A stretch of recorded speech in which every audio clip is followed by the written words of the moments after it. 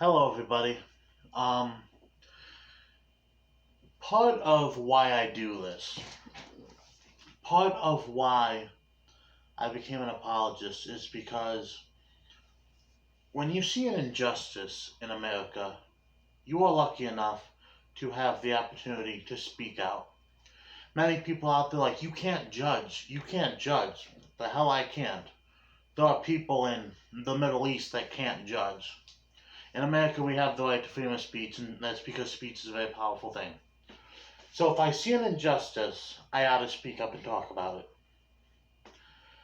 And I really hate to think that my channel is going into a political side, but it's 2020 and everything has just turned political. The newest thing, it happened I think just yesterday, this Jacob Blake. So the story's still relatively new.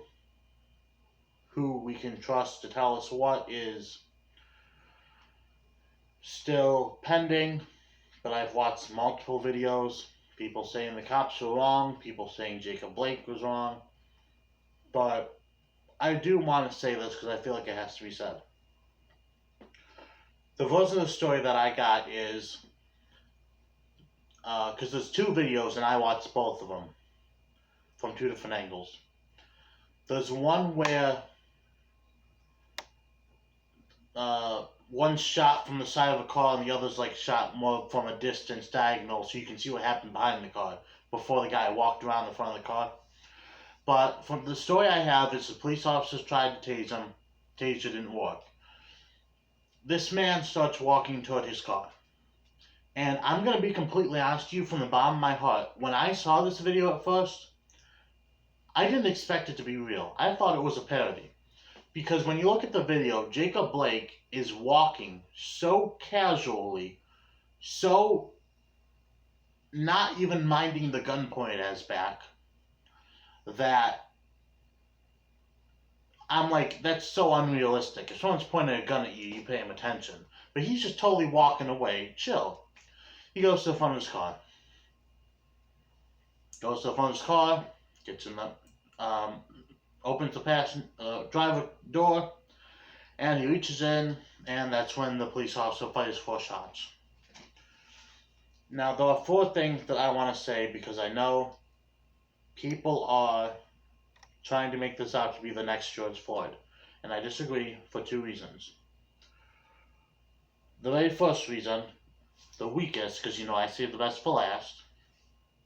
The very first one is that why was he going to his driver's seat? I highly doubt he was going to the driver's seat to get his wallet. It seems like I've been arrested before. It seems like they are well past the show me your ID part of the arrest. Don't get his phone? Don't know what good that would do. Maybe he just had some flowers in the driver's seat and he wanted to give them to the police officers and say, you know what, you guys are great. Take some flowers. You've earned it. Look at this guy's rap sheet. This guy is no stranger to having a gun on him. This guy's no stranger to having a gun on him. In other words, and I say this because I'm very sympathetic. I like to try and put myself in both the officer and the victim's position. Because he was no stranger to the police department. They know him.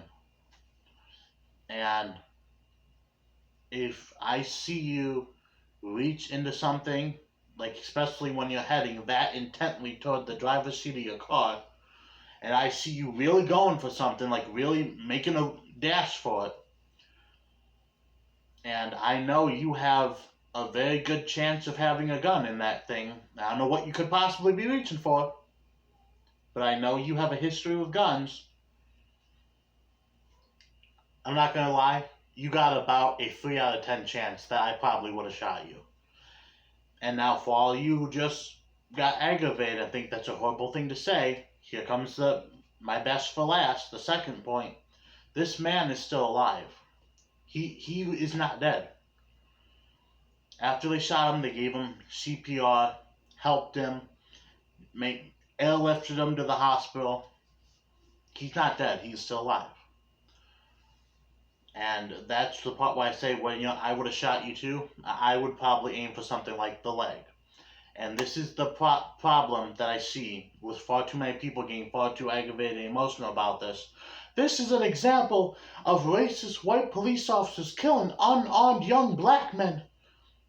You really think that's what this was? This was an example of racist police officers killing young unarmed black men. Alright, answer me this then. Why is he still alive? My 4-year-old sister could kill you at the same distance with a gun that cop was at. Because if you watch the video, he's at point blank range. He shot him 4 times. 4! 4 times at point blank range and he's still alive. I refuse to believe this was a racist police officer trying to kill an unarmed black man. Either this police officer was not trying to kill an unarmed black man and shot him simply to subdue him, which is legal, by the way. Shot him simply to subdue him. That's either one reason, or this police officer has worse aim than a stormtrooper. You couldn't kill a guy at point blank range? That's what I'm saying. It seems to me, and this is a new developing story, if I feel it necessary, I'll make an updated video. But I will simply say, it seems to me, they shot him to subdue him. Now, was 4 times necessary? I don't know. We'll see. Because if the police report comes out, and they search his vehicle, like they did, and they say, there was a gun where he was reaching for. Justified. Just like that. No debate. Because when a gun is involved, the good rule of a gunfight, shoot first. And shoot last. It's unfortunate. This guy has a rap sheet a mile long. He was not looking like he was willing to give up peacefully. And maybe if you want a different perspective, maybe if you think I'm not good enough to talk about this, there's a video made by a YouTube channel that commentates on this. The Officer Tantum released a video. Jacob Blake police shooting was justified. I'll link you in the description. Feel free to have what he has to say. Having said that, I don't know when we'll get back to normal. For all I know, this could be the new normal. I mean, think about it. Usually I'm up here debating atheists, and atheists are at least some idea worries right now. But, either way, I'll see you when I see you.